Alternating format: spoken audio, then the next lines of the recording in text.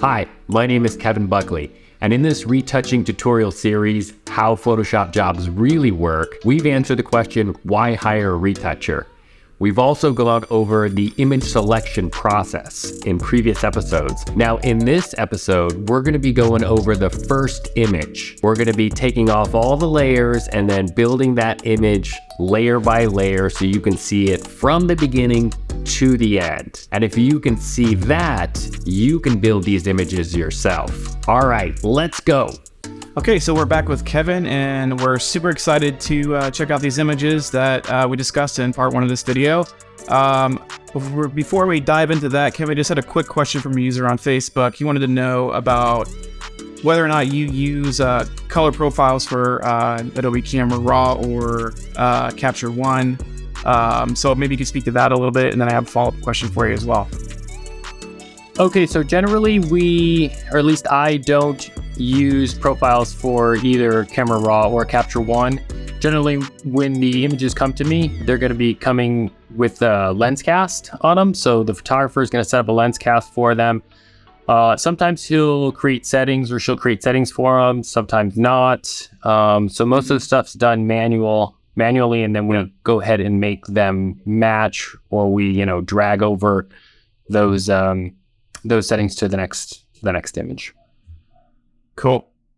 And then one other question. In this regard to color space, do you have a specific color space that you use while you're retouching?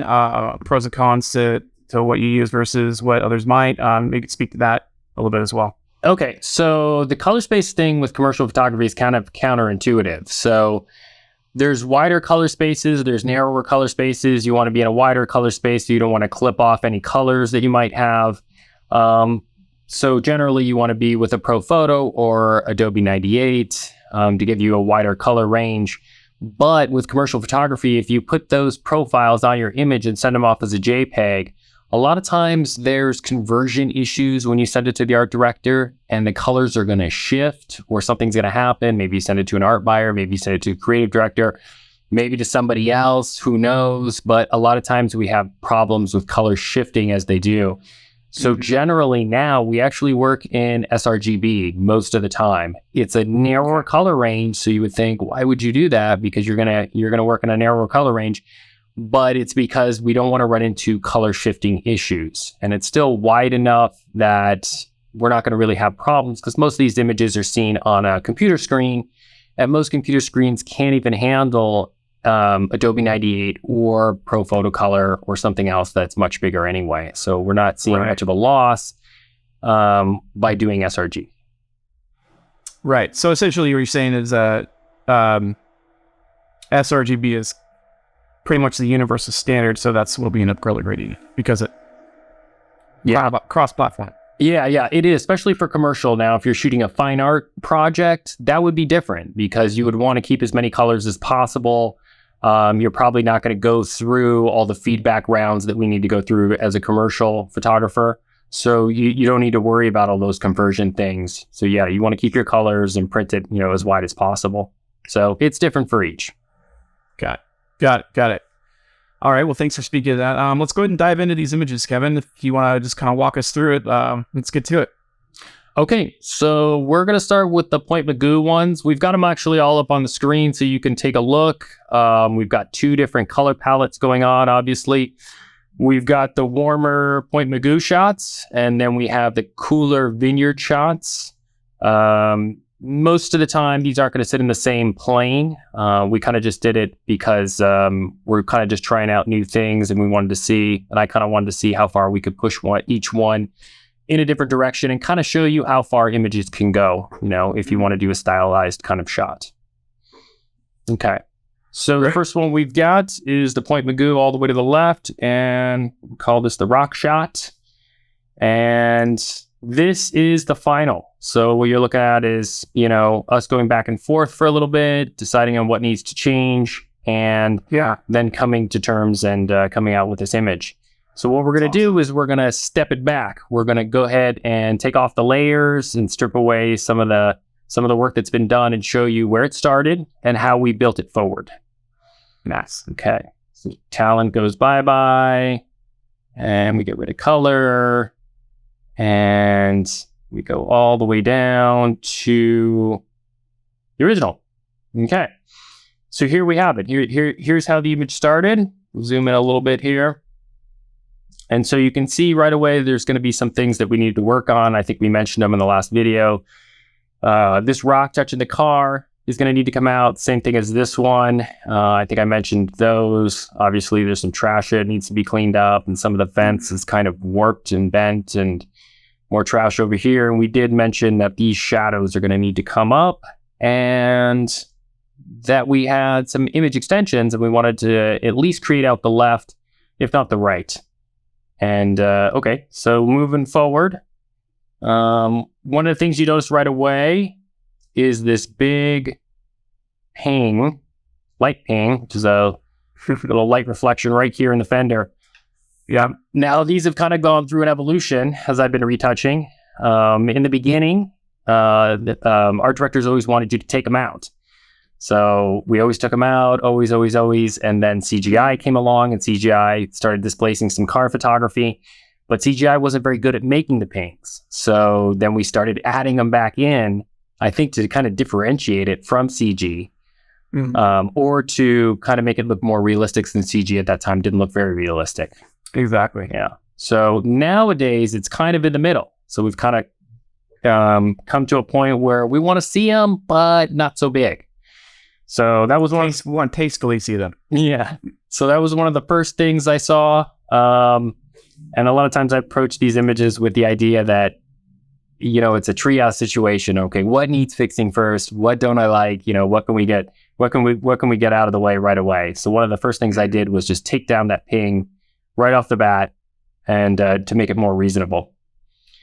Okay, moving forward, we took out the rocks, like I said we were going to do on the sides, but we were still having a problem with the way this big boulder contacts the car. It's kind of harsh, and we did bring that up in the last video, saying we're going to have to do something there. I don't know what it is yet, but we're going to have to figure that one out.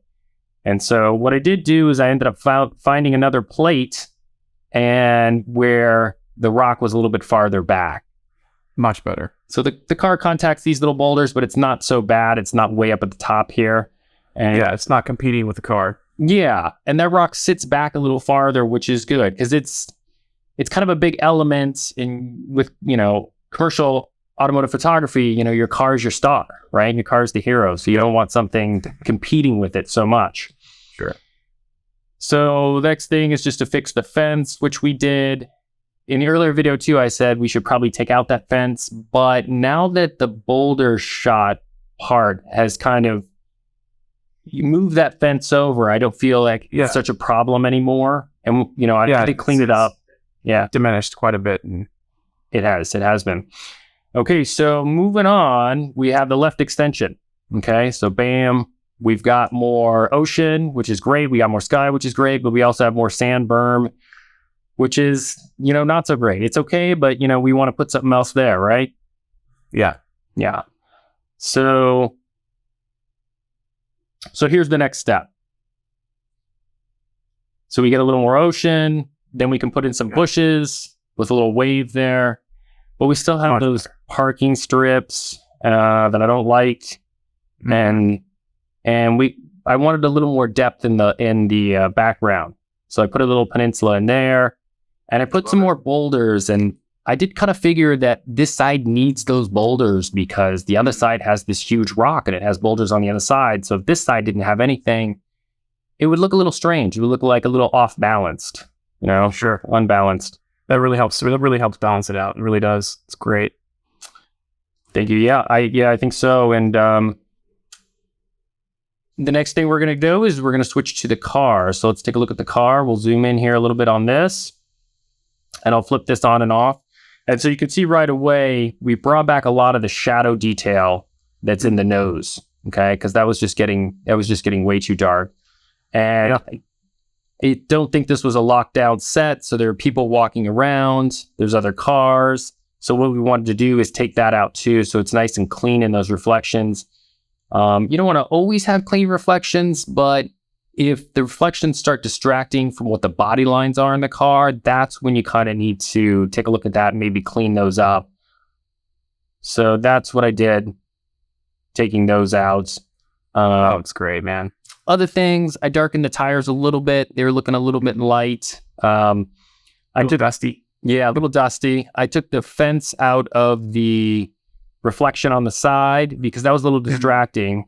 And if you zoom out, that the fence starts to look like, the poles of the fence start to look like seams of the sheet metal. And you definitely don't want that because that's going to confuse the viewer. Is there a seam there? Is this the car I think I'm looking at, or is this a different car? Okay, so kind of done with the car. Taking a look at that. And let me zoom out so we can look at the whole image. And the next thing we did is we added a sky. And I'm so glad you brought this up because sometimes when I'm getting into retouching, I'm kind of fixing what I think needs to be fixing. And sometimes you kind of like, you lose the forest for the trees. And so It's great to have another set of eyes on it. A photographer can look at it fresh and be like, okay, that's great. But, we need some more depth in the sky. We need some more detail. We need some more aggressiveness to the shot. And all those things, this guy definitely helps with. So that was a good point to bring that up. For sure. Okay, so we got the sky in there.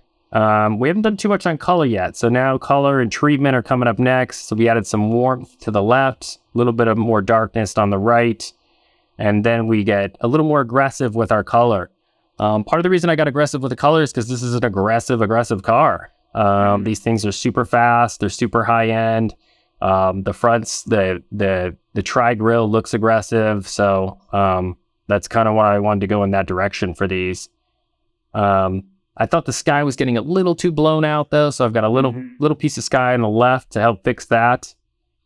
And then I took some more blue out of the car to make it, even more stylized and aggressive. And then we kind of talked about adding talent to this because we didn't have any talent when you shot it. And so we were thinking about just having you go out and, shoot yourself because everybody's under quarantine. And we decided to go ahead and add that back in. And so I'll show you, the kind of size that we started with. And look at that handsome devil. Yeah. I know it's I thought this was Thor for a second there. Me too. I often mistake myself. So anyway, I added in small and I mask it out. The reason I do that is because even though we're going to make this large and closer to the camera, you want to be able to move it. So even if it's off the crop of the camera, you want to be able to move him around because once it goes to client, they're going to, it just needs to come down an inch or it needs to come up an inch or blah, blah, blah. So they want to have it on a layer. The shortcut thing is to move it first and mask only what you need. But I've been there. I've done it. It comes back to you later when you're very much busy on something else. It's better to do it right the first time. Yeah. And also, if you mask it out small, you can kind of take a look at what it looks like. Do I like it? Do I like the talent there? Does it sit well? One of the reasons I didn't like it this way is because there's a lot of things on the same plane, so you got the car and the talent and this barrier in the back, and they're all on the same plane, which doesn't really add the depth that we're looking for. So we tried a couple more positions here that I still have in the file. That was okay. That was too blurry. And I actually tried on this side, but I didn't like that you covered the rock. Yeah. And so we ended up going with this one. So, right. Yeah. So not too blurry, up close. Now, you're probably, the talent's probably a little darker than it normally would be maybe in life. I'm not sure, but yeah, well, I like hero to hit a car. Yeah. Yeah, you're pushing your attention right towards that vehicle. Yeah. Yeah. Super important. Yeah. And this is great because it gives them an option too, because like say they're going to use this for a banner ad and it's going to be cropped, way in tight on the top and the bottom. You could take this layer off, and then you've got the nice long one with the ocean that will look nice. If you're going to crop it, I don't know, more squarish, then you can keep the talent in. So there's a couple different options. So they have things. Yeah, that's great, man. Yeah. Okay, so that was the original where it started. Great shot. Car looks great. The side of the car just is beautiful. The way the light's hitting the sheet metal, but you can really see, with some time and building it out. It's amazing. you can get something real nice. Yeah, you took that a long ways, man. Good job. I love it. All right. If you enjoyed the video thus far, please hit that like, subscribe, and notification bell. That'll tell you when the next episode's coming out. So in this episode, we took off all the layers on the image. We started it from scratch and built those layers up so you could see exactly how these images are made. And if you can see how they're made, you can make them yourself. But it takes a little practice. So we have the next image in the series in the next episode, and we're gonna do 5 more. So stick with us. See how these images are made so you can make them yourself. All right, thank you for joining me, and keep making images, my friends.